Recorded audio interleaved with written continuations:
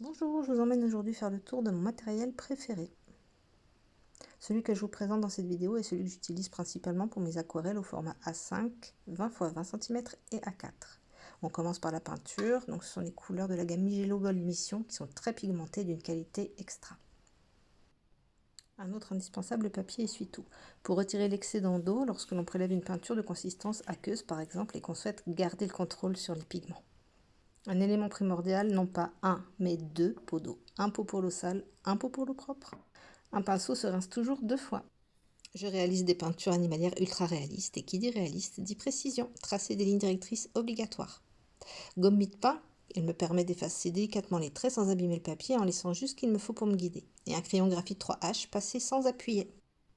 Les pinceaux, toujours synthétiques, car j'aime trop les animaux pour soutenir les horribles élevages qui produisent les pinceaux en poils naturels. On commence par le Léonard Outremer série 2072-0 taille 2, qui est un pinceau à la vie pour mouiller le papier et travailler en technique mouillé sur mouillé. C'est un pinceau à très forte capacité de rétention d'eau et en plus il est made in France. Le Léonard Outremer série 2072 Hero, mais cette fois-ci en taille 2-0. C'est un pinceau à laver lui aussi qui me permet de travailler sur de plus petites zones. Je travaille aussi en technique humide sur sec avec ce pinceau que j'aime beaucoup.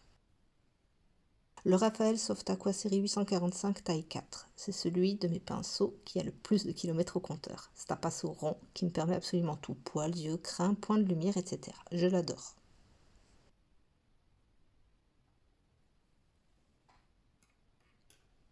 Borciani Ebonazzi série 623 Il Perfetto taille 0. Mon pinceau indispensable pour réaliser les traits ultra fins comme les vibrisses.